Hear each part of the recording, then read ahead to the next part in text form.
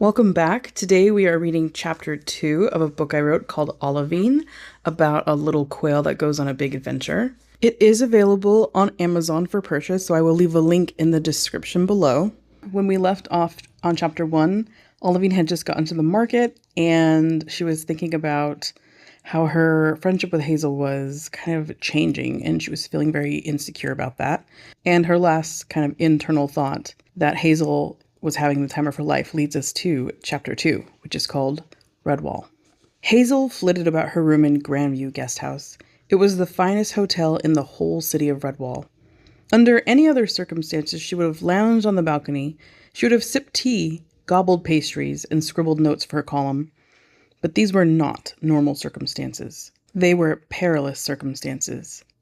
So much so, she had double-bolted the balcony doors and drawn the curtains. For good measure, she had wedged a chair against the hall door so no one could push their way into the room. "I have to get out of here. I have to go home," Hazel thought as she scooped up her papers and stuffed them in a knapsack. She tied up the bundle and counted the black spots on her plump white belly. They were all accounted for. Ready to go, she pulled the knapsack over her shoulder. She frowned as she swept her eyes over the room. How did such a lovely trip become such a nightmare, she wondered. Hazel had wanted to visit the canyons all her life. She especially wanted to see the famous city of Redwall. Redwall was carved into the face of a sandstone butte that rose in the center of a wide gorge. With hairpin turns, a single lane made switchbacks up the formation. The city stood so tall that critters taking in the colossal sight fell flat on their bottoms. Her first week in the canyons had been a triumph. She had gallivanted through 3 beautiful trails and made notes aplenty. It was the second week when things went sideways. On her journey to Redwall, she had stopped at an inn to eat and rest. As she ate, she reviewed her notes. Across from her was a trio of animals. There was a jackrabbit, a bobcat, and a turkey vulture, all engrossed with a map of their own. Naturally, it was the map that had piqued Hazel's interest. But the bobcat caught sight of her and, with a glare, scooted closer to the vulture to block Hazel's view. What happened next was what changed the whole course of the trip. As she headed for the stairs to find her room, she collided with the jackrabbit, sending all her papers up in a flurry. "Oh, I'm so sorry." That was what she had said.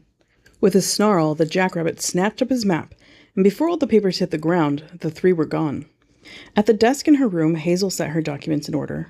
It was then that she discovered a worn and creased paper. "Oh no," she thought, realizing the jackrabbit's map had gotten mixed up in her own pile.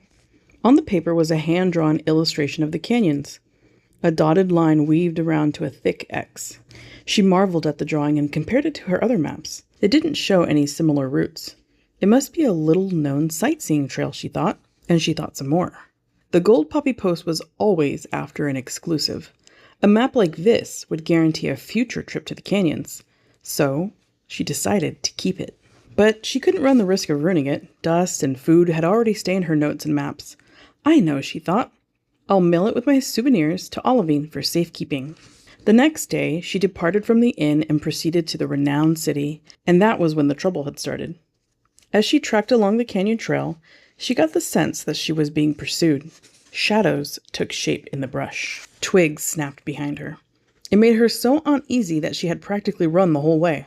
It was a relief when she finally reached Redwall. The buzzing city was beyond anything she could have imagined. The butte soared up to the sky. The buildings stood as tall as trees. The lane that weaved up was chock full of novel critters. But the shadows pursued her still. In the crowd of Foldwing Plaza, someone tried to pry her knapsack away. When she yanked it back, there was no one there, just the swarm of critters.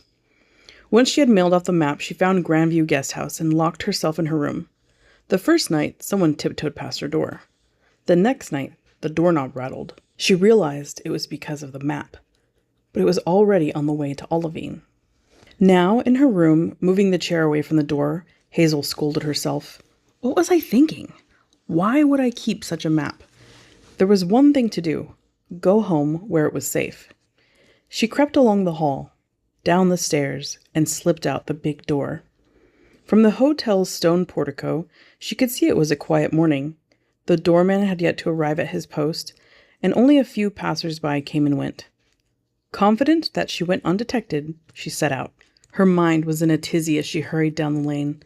How long will it take to get home without any stops, she wondered. What will I do once I get a hold of the map? Perhaps she could return it to the inn and leave it on the doorstep, and that would be that. Hazel couldn't wait to be home. Hopefully Olivine had some wing print cookies with a bit of prickly pear jelly in the middle. She desperately needed a snack to ease her worried mind. Dreaming of cookies, Hazel did not notice a shadow pass over her as she entered Foldwing Plaza. There were some wrought iron tables and a few empty food stands. A low stone wall rounded out at the far end, providing an impressive view of the canyons. The plaza was mostly empty, save for a pair of animals sitting at one of the tables. A small gopher-looking animal read a newspaper. At his side sat a wiry-haired javelina. Reaching the other end of the plaza, Hazel leaped onto the stone wall to get one last look at the view. The sun was warm and comforting. She inhaled the morning smells, burning coffee, cooking pancakes, and overfilled trash cans. Then there was that shadow again. Hazel blinked in confusion. The sky was empty, bright blue, and not a cloud in sight. Lifting her chin, she spotted a dark mass coming directly at her.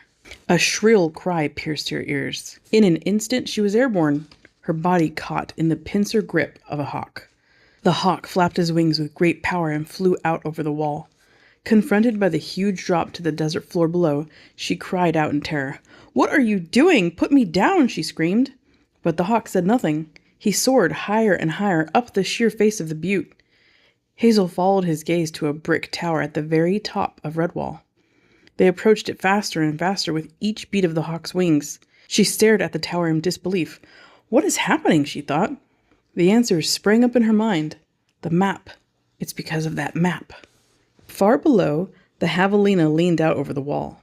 He watched as the hawk disappeared over the butte with the cactus wren. He turned and trotted back to the table. "It's done, Forepaw." "They're at the tower," said the javelina. Forepaw was a prairie dog, not a gopher, evident by his coarse fur and appropriately sized teeth. He closed his paper. "That's a relief, Bouse, and easier than I thought to. Let's be on our way." With that, Forepaw hopped on Bouse's back, sitting side saddle, and they began up the lane. "Isn't this exciting, Bouse? It's about the most clever plan I've had yet," he said, steepling his paws. "You know what it is? Serendipitous. Now we don't have to track that beastly jackrabbit. Wouldn't it be more better? Wouldn't it be better if she hadn't shipped the map and we got it that night at the inn?" said Bouse. "Then we wouldn't have to kidnap her." "Bouse, Forepaw said. "Don't strain your brain. I told you, we are not kidnapping anyone. We are making a trade. There's some grunt work, I'll grant you that, but it's well worth it once we have the map. Then we can send that bird on her way," he said, flitting his little paw through the air. "No harm, no foul. Or foul," he said, nudging Bouse jestingly. "I don't think wrens are considered foul," said Bouse. "What is with all this thinking lately, Bouse? Don't you trust me? When have I ever steered you wrong?" Bouse thought about this. Forepaw's schemes had always been a success, but something about this scheme didn't sit well with him. "I just don't know about this one," said Bouse. "I don't feel right about it. And then there's Oro. He's trouble. Quaking quartzite, what if he finds out? That flufftail? Ha! He's all ears with nothing between them. This will all be over in no time, and it'll be us who ends up with the treasure." Forepaw gazed out over the canyons, a smile on his face. A short time later, they rounded the last curve of the lane and reached the top of the butte. The sky opened. The canyons spread out around them like an ocean, the ridges rising and falling like waves. Bouse tucked his head against the sweeping wind. He passed through the gate of a stone wall into the courtyard of the tower, their home. It stood 2 stories high with a great wooden door. The upstairs held a single window. The hawk waited for them by a round fountain in the center of the courtyard. "Eloy," called Forepaw, giving the hawk a wave as he dismounted. "Is she in the cage?" Eloy nodded.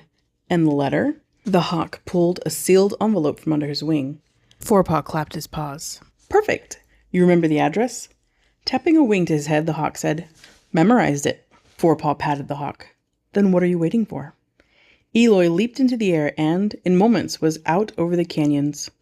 Forepaw strode to the low wall at the end of the courtyard and watched him until he was out of sight.